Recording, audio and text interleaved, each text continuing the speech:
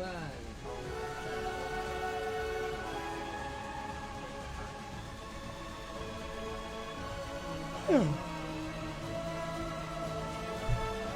ดูสิ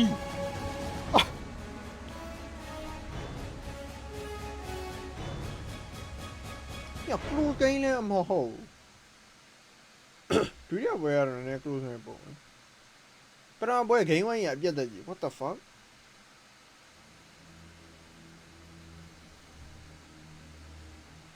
ahí no va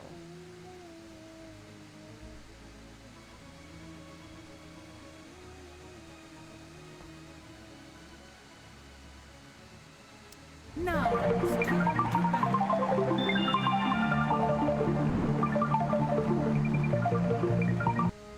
Tundra.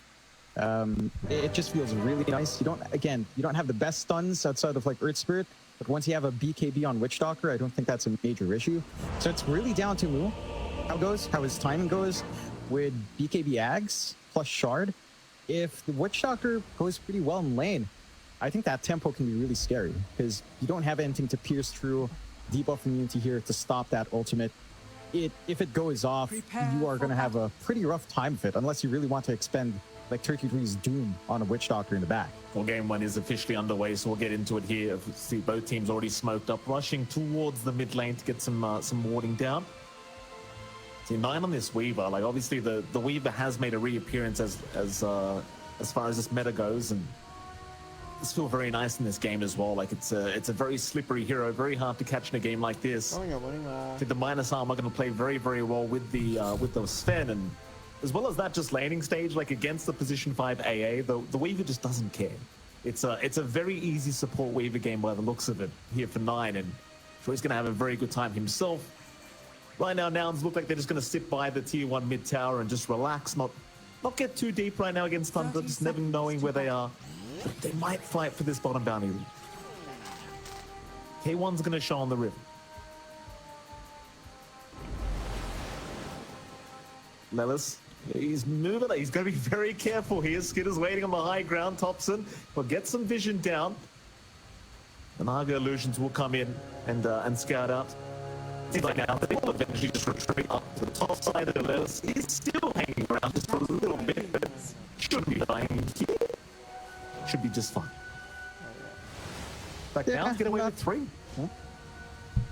A nice little bonus coming out for Nouns. Every little bit can help. It does feel like you don't really want to fight into the big clump up level 1 for Tundra. I think Nouns running into a Witch Doctor, I suppose, is always just a little bit annoying, and a Shaker. Although Gunner will always have Enchant, so you're not having to worry about Fissure, but it can still be annoying if that opportunity presents itself for the mid. It's not the most painful thing to invest in Fissure for first blood. Still, looking at the lanes breakout here, Mike, we do have Mu again on that offlane Witch Doctor, along with Lelis with a Clockwork, up against Skitter and Snaking on that Sven and Phoenix. And this lane, there is a lot of trading back and forth. I think this lane really kicks into gear for Nouns by level 2, level 3. When you've got the Cask Maldict, you can start to play a little bit more aggressive. It's a little bit harder for Lelis to try to gap close and be annoying early on. I mean, you are susceptible to a lot, especially that Fire Spirits coming out from Snaking. It does make it very hard to trade for any hero. Skitter should be relatively free to farm until the levels start to scale up. Even then, I don't see the Sven being completely shoved out unless he's severely out of position, which you shouldn't really expect in this lane, so it could just end up being a very static farming lane down bot.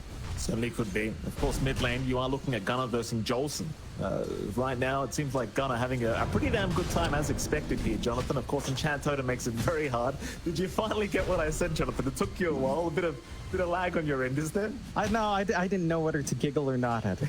Very good place, though. It's a bad joke, but I suppose pretty cringe. Anyway, top lane as well. K1 and Yamson against 9 and 33. Going very well for 33 right now, which is to be expected on the Doom. Yeah, I mean, this is a pretty safe lane. You just kind of build up on that Doom. You're not going to get harassed out. Again, there's some aggression that can come out with AAA on Naga, but what we've seen from Hector, he doesn't go for that value point in the end snare. It's just going to be mainly a farming lane, and you're not going to really get too much aggression. You're happy on the Naga to farm. You're also happy on the Doom. I think the big thing for now is just trying to leverage that farm potential of Hector into the jungle So we'll see if they can maybe get some room to stack up in Yamson. That is one way to really accelerate Hector's timings here. And he is. I keep looking back at that mid lane. Like it's such a rough time. Every time you step up to the Earthshaker, it's such a painful experience. He's gonna pull the wave away and secure his water rune. So will Thompson. Thompson obviously much preferring to just farm by his tier 1 tower, but gonna make it very hard by holding the creep equilibrium by his own tier 1 tower, now making it kind of impossible for him to farm safely. Meanwhile, bottom lane, a bit of aggression coming out. Skidder try and force Lelis away from snaking, and does do so successfully. Look at the creep wave mid lane on Gunner. Like, there's a full rating creep wave coming in very, very soon, and again, he's made it very hard by stacking a double creep wave here for Thompson, so the farm is going to be very challenging again. And Gunner, he might just do it again as well. Hold it by the tier 1. He won't actually. He'll bring it behind the tier 1 tower rather, or just within attack range, I should say. So it's tough times right now for the Earth Spirit at least. Yeah, that's just how mid matchups that are melee up against Earthshaker tends to go. You don't have too much trade potential with the spam ability of Enchant. Roll is also not too bad. Cold Feet, 9. He's going to cop it in K1. Able to secure first blood of the Naga Siren. That's a pretty damn important pickup, and a very nice pickup from K1. Going for the early point and snare up against the Weaver. You see, it pays off very quickly. I like that change up. And again, last time we saw Hector play this with the exact same lane partner, he didn't bother. He sees that opportunity now. The Weaver's still very squishy early on. You don't have to worry about time lapse or any shenanigans like that. So you have a really easy time just bullying out that kill. That does give an opportunity for 9 to top up the bottle of Thompson. So he's going to be able to sustain in mid, but already good start for now. And Hector not farming as well as Skidder is in the lane, but that kill should give him a little bit of a boost. Yamson, I mean, he's got a Fairy Fire up, 33, going a little bit far, does have a Lotus, so he's going to be okay. Meanwhile, Yamson actually still taking damage, and with the Blood Grenade, he is down. 9 will be able to get some revenge on the Weaver. 33 really playing on the edge, but that's what this man does best. Yeah, just trying to push that limit. He does get some good punishment out. Not the biggest kill on the support AA, so you wouldn't mind too much here on the side of Nouns, but still a bit of a boon. No, you're not really wanting to play too aggressive on the deal. You get freebie kill. You've got your Vanguard up now as well, so you can just regen through that harassment earlier on, and you can start to play that farm game in a pretty good position. I think outside of the mid lane, every lane has looked a lot better for Tundra so far. That bot lane for Mu, not the most aggressive. He has decided again to go back into the usual build we've seen him do in the NADPC, going for 2 points in Cask and 2 in Voodoo. So no Maldic, no kill threat. He's going to be focusing on just harassing and farming a bit. Snaking does get caught. Does have Icarus Dive available though, but won't use it while the battery salt's going. In fact, Moo's going to move in. There's your Icarus Dive out. The Cask did actually follow Snaking, but he is going to be fine. Speaking of this bottom lane, by the way, Moo doesn't actually end up getting any points in Melodic this time around. The Witch Doctor, he actually... do you agree with that?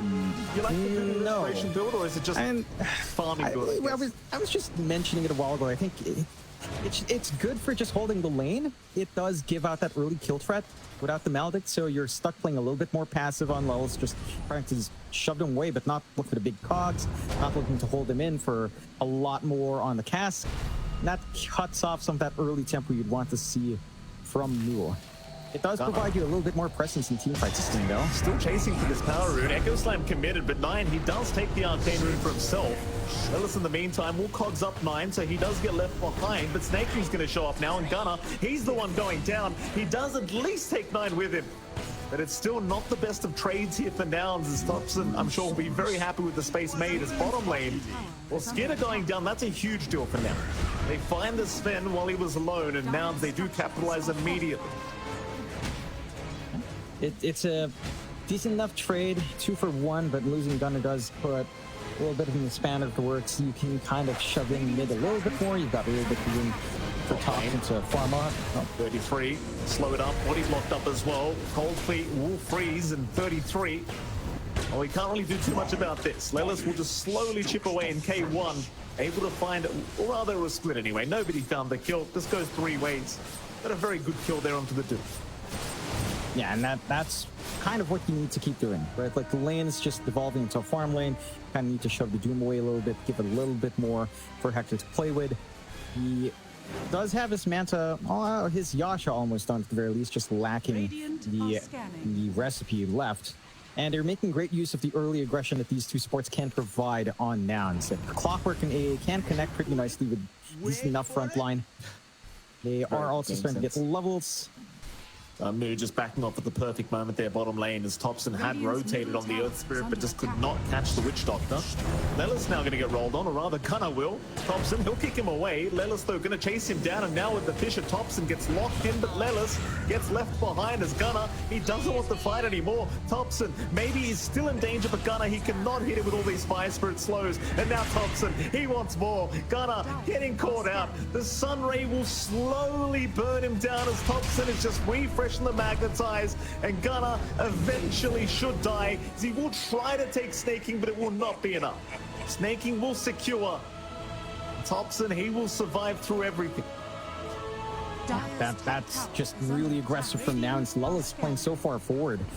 And I think Gunnar had the right idea. That's not a kill that's really easy to find, especially with the backup they had on the side of Tundra, with Snaking just hanging around the area.